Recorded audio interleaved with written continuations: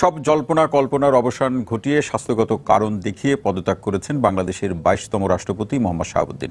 সংবিধানের ৫০-এর ৩ অনুচ্ছেদ অনুযায়ী তিনি স্পিকারের কাছে পদত্যাগপত্র জমা দেন এবং ৫৪ অনুচ্ছেদ অনুযায়ী তিনি জাতীয় সংসদের স্পিকার হাফিজউদ্দিন আহমেদ ভারপ্রাপ্ত রাষ্ট্রপতির দায়িত্ব গ্রহণ করেছেন।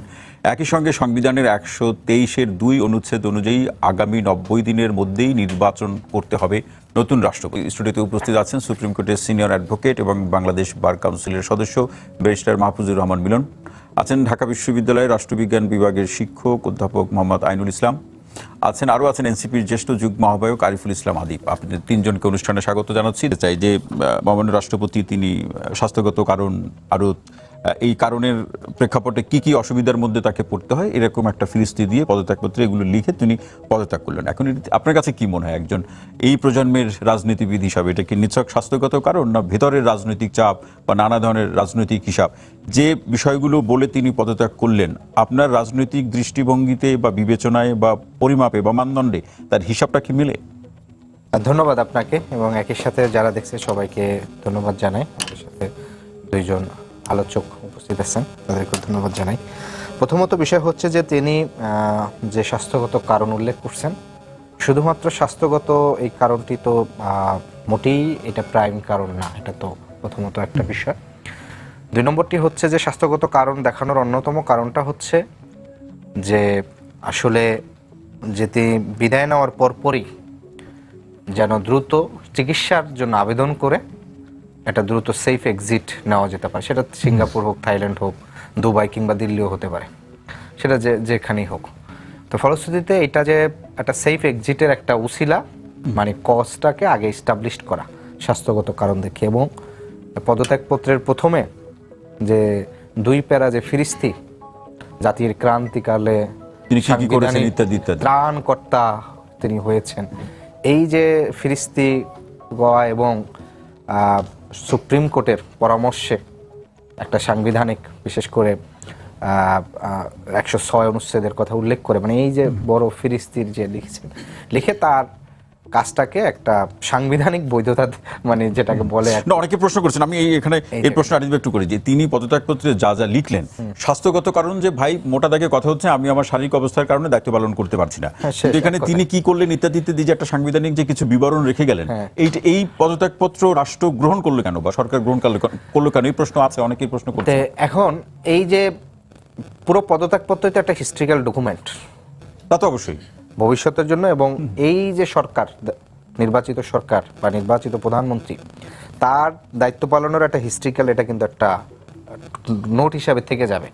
কারণ তিনি যদি পরবর্তীতে স্বাস্থ্যগত চিকিৎসার জন্য বাহিরে যখন গিয়ে বিভিন্ন আন্তর্জাতিক মিডিয়া ইন্টারভিউ দিয়ে যখন বিভিন্ন ধরনের বিতর্কত বিষয়গুলো বলবেন, তারেক রহমান এটা করেছে, ডক্টর ইউনূস আমার সাথে এটা করেছে, বাইরে গেলে তো বলবি, নাহিদ ইসলাম এটা, আমি ওইটাই বলতেছি, ওই বলারও একটা ডকুমেন্টস এই পদত্যাগপত্রের মধ্যে দিয়ে গেছেন। তখন এটা রেফারেন্স দিবেন, হ্যাঁ আমি তো উল্লেখ করছি যে আমি এই কারণে পদত্যাগ করছিলাম এবং আমার সাথে এই আচরণ হয়েছিল।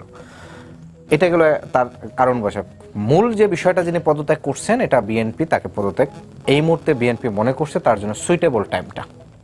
দুইটা বিষয়, একটা বিষয় হচ্ছে যে বিএনপি যখনই ক্ষমতায় আসার পরপরই রানিং দায়িত্ব সুন্দরভাবে পালন করবো কিনা এইটার সে তার মনোযোগ থাকে পরবর্তী নির্বাচনের দিকে। আপনি যদি হিস্ট্রিক্যাল দেখেন, 90-এর পরে 3 জোটের রূপরেখায় যে তত্ত্বাবধায়ক সরকার সংবিধানে ছিল না, সেটা রাজনৈতিক সমঝোতার মতো তত্ত্বাবধায়ক সরকার হয়েছে, কথা ছিল তিনি ক্ষমতায় এসে সেটাকে বৈধতা দিবেন, নানা ধরনের গড়িমসি করে 12 দিনের জন্য আবার নির্বাচন করে তারপর স্যারেন্ডার করে তিনি গেছেন। 2001 থেকে 6 সালে আবারও সে হিস্ট্রিক্যাল ভুল করছেন। KM হাসান বিচারপতি তার বয়স 2 বছর বাড়িয়ে যাতে আগের বিচারপতিকে তত্ত্বাবধায়ক প্রধান করা যায়, এই মনোবাসনা থেকেই কর্তৃত্ব পরায়ণের জায়গা থেকে করছেন। এইবারও সেম, যেই সংসদে প্রথম অধিবেশনে নাহিদ ইসলাম বলছিলেন যে এর আগে কথা ছিল যে রাষ্ট্রপতিকে সরালে সাংবিধানিক শূন্যতা হবে, তাহলে এখন নির্বাচিত সরকার তাকে কেন পদত্যাগের সুযোগ দেওয়া হবে সসম্মানে? তাকে অবশ্যই ইমপিচমেন্ট করা দরকার ছিল, অপসারণ করা দরকার ছিল, তাকে হিস্ট্রিতে অপসারণ করে তাকে আটক করা দরকার ছিল, সেখানে তাকে পদত্যাগের দিয়ে তাকে একটা সসম্মানের সুযোগ দেওয়া হয়েছে। ফলশ্রুতিতে মেইন কারণটা হচ্ছে যে আগামী নির্বাচনে প্রধান কে থাকবে বিএনপির, তার মনোনীত রাষ্ট্রপতি যেন আগামী যে ক্রুশিয়াল টাইম, মানে আরেকজন চুপ্পু যেন রেডি করতে পারে, সেই জন্য হচ্ছে এক ধরনের সময় নেওয়া। এই পরিকল্পনা তো আওয়ামী লীগেরও ছিল, কিন্তু লাভ হয়নি তো দিন শেষে। এটা লাভ হয়নি, এটা তো অনেক রক্তপাতের মধ্যে দিয়ে আপনাকে যেতে হয়েছে একটা বিষয়। আর আমরা তো আশাও করি না যে আগামী রাষ্ট্রপতি আবার আরেকজন চুপ্পুক, এটা তো আশা করাটা মানে এটা তো এক ধরনের রক্তপাত, জাতি কত রক্ত দিবে। 2 নম্বরটা হচ্ছে বিএনপি তার যারা সিনিয়র লিডারশিপ তাদেরকে 5 মাসে একটা টেস্ট কেসে নিয়েছেন, যে দেখলেন 5 মাসের মধ্যে কার পারফরম্যান্স কিরকম, কার আনুগত্য কিরকম, ক্ষমতা পাওয়ার পরে কে কতটুকু তারেক রহমানকে মানতেছেন প্রধানমন্ত্রীকে। এই ধরনের বিষয়গুলো আমার কাছে মনে হচ্ছে এই 2টা বিষয়, এই কারণে বিএনপি এখন মনে করছে গত 5 মাস ধরে তার একটা এক্সপেরিমেন্ট, পলিটিক্যাল এক্সপেরিমেন্ট চলছে। হ্যাঁ, পলিটিক্যাল এক্সপেরিমেন্ট। যে আরিফুল ইসলাম আদিব, আপনাকে অসংখ্য ধন্যবাদ। ব্যারিস্টার মাহফুজুর রহমান মিলন ভাই আসতে চাই, যেখানটাতে আদিব শেষ করলেন যে পরবর্তী জাতীয় নির্বাচনের সময় কে রাষ্ট্রপতি থাকবেন, এবং 5 মাস ধরে বিএনপির মধ্যে কিংবা রাজনীতিবিদদের বাইরেও আরো যারা রাষ্ট্রপতি হতে পারেন ইত্যাদি ইত্যাদি যাদের নাম আলোচনা আছে, তাদের একটা এক্সপেরিমেন্ট হয়েছে, এবং সেই এক্সপেরিমেন্টের ফলাফল কি সেটা আমরা কিছুদিন পরে আমরা হয়তো রাষ্ট্রপতি নির্বাচনের সময় দেখা যাবে। কিন্তু আপনার কাছে প্রশ্নটা হচ্ছে, আদিব যেখানে শেষ করলেন যে আগামী নির্বাচনে কে রাষ্ট্রপতি থাকবে, তার সাথে বাংলাদেশে যারা ক্ষমতায় থাকেন পরবর্তীতে ক্ষমতা আসা না আসা অনেক সমীকরণ আছে, এই জায়গাটাকে আপনি কিভাবে দেখছেন? না দেখুন, আমরা যেটা দেখলাম আর কি, সেটা হচ্ছে যে চুপ্পু সাহেব 3 বছর 3 মাস প্রায় থাকলেন আর কি। কারণ উনি 24 এপ্রিল 2023 সালে রাষ্ট্রপতি হয়েছিলেন, 22তম রাষ্ট্রপতি। তো এবং আমরা সাধারণত এটা আসলে কনভেনশনে বলা চলে আর কি, যখন কোনো একটা পলিটিক্যাল দল গঠন হয় আর কি, যখন সরকার গঠন করে, সাধারণত যে রাষ্ট্রপতি থাকে সেই রাষ্ট্রপতিগুলো আসলে চেঞ্জ হয়। এটা অতীত ইতিহাসে দেখা গেছে, এটা যে দলই আসুক না কেন, এটা চেঞ্জ হয় অথবা চেঞ্জ করা হয়, যেটাই বলেন না কেন। কিন্তু আমরা দেখলাম যে বিএনপি যখন 12ই ফেব্রুয়ারিতে ইলেকটেড হওয়ার পরে, সরকার যখন মেজরিটি ভোট পেয়ে যখন দেখা গেল তারাই সরকার গঠন করবে, এবং পরবর্তীতে 17 ফেব্রুয়ারিতে শপথ গ্রহণ করলো, এবং সংসদ অধিবেশন কিন্তু শুরু হয়ে গেল। এবং সংসদ অধিবেশন যখন শুরু হলো মার্চের দিকে, 12ই মার্চ, তো দেখেন তারপরে কিন্তু অনেক জল্পনা কল্পনা হয়েছিল যে তাকে মনে হয় এখনই কোনো অভিসংসদ করে তাকে নামাই দেওয়া হবে অথবা পদত্যাগ করতে বাধ্য করা হবে। সরকার কি তা করেছে? বিএনপি কি তা করেছে? না দেখেন, না করে কি করতে চাইলো এটা তো পরের বিষয়। কথা হচ্ছে যে এখানে কি বিএনপি কোনো চাপ দিয়েছে কিনা, পলিটিক্যাল কোনো প্রেসার দিয়েছে কিনা, সেটাই তো এখনো কোনো স্পষ্ট কোনো কিছু না। মানে চাপ দিয়েছে কি রাষ্ট্রপতিকে? এখানে অনেকেই ভাবছে যে রাষ্ট্রপতিকে চাপ দিয়ে তাকে পদত্যাগ করতে বাধ্য করা হয়েছে কিনা, তাই না? এটা নিয়ে তো অনেক ডিবেট হচ্ছে। না, এনসিপি তো আদিব ভাই বলছেন, তরুণ নেতৃবৃন্দ তো বিএনপি রাজনৈতিক পদত্যাগের সুযোগ দিবে না, অপসারণ করবে, এটাই তো তাদের প্রত্যাশা। এটা তো ওনারা ওনাদের মতো ব্যাখ্যা দিবে, এটাই স্বাভাবিক। এটাই হচ্ছে পলিটিক্যাল স্টেটমেন্ট, অনেক কিছুই থাকবে। কিন্তু দেখেন, আপনি যদি এই চিঠিটাতে দেখেন, আমি কথা যেটা বলছি সেটা হচ্ছে বিএনপি 150 দিন চলছে। এই 150 দিন কেন, এই 5 দিনের মাথায় তো ইচ্ছা করলে পদত্যাগ করতে বাধ্য করতে পারতো। বিএনপি পারতো না কি? সরকার কি পারতো না? করেনি তো। 150 দিন পরে কিন্তু এসে, প্রায় 150 দিন পার হওয়ার পর যে চিঠিটা দেখা গেল, সেই চিঠিতে কিন্তু হৃদরোগ, ডায়াবেটিক্স, কিডনি, উচ্চ রক্তচাপ, বিভিন্ন। এটা তো শেষের পাড়ায়, আগের যে 2 পাড়ায় যা যা লিখলো, এই রেফারেন্স লইয়া বর্তমান বিএনপি সরকার ভবিষ্যতে কি করবে? না, আগের যে রেফারেন্স দিয়েছে উনি যা যা করেছে তারই তো ব্যাখ্যা দিয়েছে। এই আপনার হচ্ছে ওই যা যা করেছেন ওই কাজে তিনি কতটা প্রাসঙ্গিক গণ অভ্যুত্থানের সূত্র ধরে? না, এখানে অনেক বেশি প্রাসঙ্গিক ছিলেন। অবশ্যই ওই সময় যেহেতু প্রেসিডেন্ট ছিল, উনি প্রাসঙ্গিক কিছুটা হলেও তো ছিল। এখন ওখানে যে 106 অনুচ্ছেদে যে আপনার রেফারেন্সের কথা বলা হয়েছে, দেখবেন ওখানে চিঠিটা যেটা দেওয়া হয়েছে পদত্যাগের 4টা প্যারা আছে। 4টা প্যারাতে প্রথম প্যারাতে উনি 106 রেফারেন্সের কথা বলেছে। আমি ক্রান্তিলগ্নে 106 অনুচ্ছেদ এটাকে ইউটিলাইজ করে তারপরে তাদের অভিমতের প্রেক্ষিতে অন্তর্বর্তী সরকার গঠন করেছি। এবং পরের যে প্যারা সেটাতে বলেছে যে উনি উনার দক্ষতার ফলে বা ওই সময়ে উনার ইতিবাচক ভূমিকার কারণে দেখা গেছে কোনো সাংবিধানিক বিপর্যয় ঘটেনি। উনি এটা তো উনার মতো করে বলতে চাইলো, এবং এটাই স্পষ্ট যে তিনি ওই ক্রান্তিকালে রাষ্ট্রের ত্রাণ, এটা উনি উনার মতো ব্যাখ্যা দিয়েছে। এটা তো যখন এটা গ্রহণ করা হয় তখন তো তার মতামতটাকে আমরা গ্রহণ করে নিলাম। না, এটা তো অ্যাবসলিউটলি নট।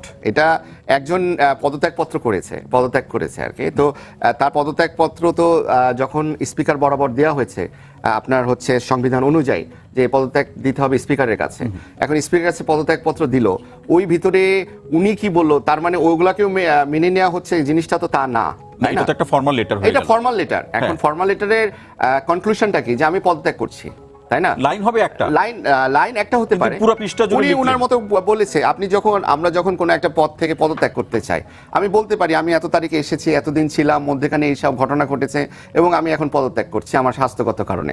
তৃতীয় প্যারা কিন্তু স্পষ্ট করে তার স্বাস্থ্যগত কারণের সবকিছু কিন্তু উনি ব্যাখ্যা দিয়েছে। ওনার অটোনমিক নিউরোপ্যাথি বলে একটা রোগ হয়েছে, উনি ক্ষণিকের জন্য অবচেতন হয়ে যাচ্ছে। মিলন ভাই, সেটা হচ্ছে আমরা তার এই অনুষ্ঠানের পক্ষ থেকেও একজন ব্যক্তি হিসাবে আমরা তার সুস্থতা প্রত্যাশা করি, অবশ্যই, সেটা আমরা প্রত্যাশা উনি করি না তিনি চালাতে সুস্থ পারলে তো পদত্যাগ করবে। রাইট, সেটা এই সেটা তো জায়গাটা স্বাভাবিক, ওনার bypass হয়েছে।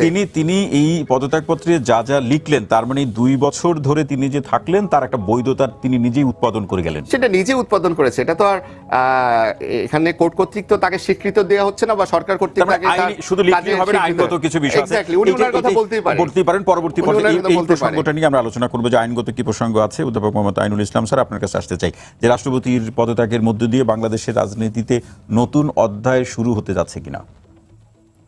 ধন্যবাদ আপনাকে। অবশ্যই রাষ্ট্রপতির পদত্যাগের মধ্য দিয়ে নতুন একটি রাজনৈতিক সিচুয়েশনের দিকে আমরা যাচ্ছি। দেখুন, যে আলোচনা আমি শুনছিলাম, আমাদের সহ আলোচকরা আলোচনা করছেন, এই রাষ্ট্রপতি বিভিন্ন কারণে ঐতিহাসিক হয়ে থাকবেন। তিনি 3টি সরকারের শপথ পড়িয়েছেন, বিভিন্ন সময় উনি দেখেছেন, বাংলাদেশের বিভিন্ন সময় উনি ভালো খারাপ সব সময় উনি পার করেছেন। আপনি যেটি বলছিলেন যে উনি একটি ফিরিস্তি দিয়ে গেছেন। নর্মালি আমরা অতীতে দেখেছি যে রাষ্ট্রপতি জাস্ট 2 লাইনের বা 3 লাইনের একটি পদত্যাগপত্র লিখে পদত্যাগ করেন। তো এবার উনি ওনার আত্মপক্ষ সমর্থন করে অনেক বক্তব্য দিয়েছেন, ওনার ভূমিকার কথা উনি বলেছেন। আমার কাছে যেটি গুরুত্বপূর্ণ যে উনি লিখেছেন যে উনি গুরুতর অসুস্থ।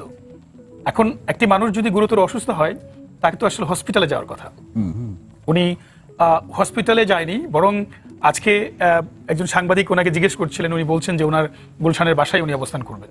জি, তো প্রকৃত অর্থে আসলে উনি অসুস্থ, ওনার সুস্থতা আমরা কামনা করি, কিন্তু উনি বলেছেন উনি গুরুতর অসুস্থ। কিন্তু তার মানে দেখুন, মানে আমরা দেখেছি যে অতীতেও রাষ্ট্রপতি পদত্যাগ করেছে, জি, এবং সবাই ব্যক্তিগত কারণ, অসুস্থতা এগুলো দেখিয়েছে, বা এর পেছনে রাজনৈতিক কারণ আছে।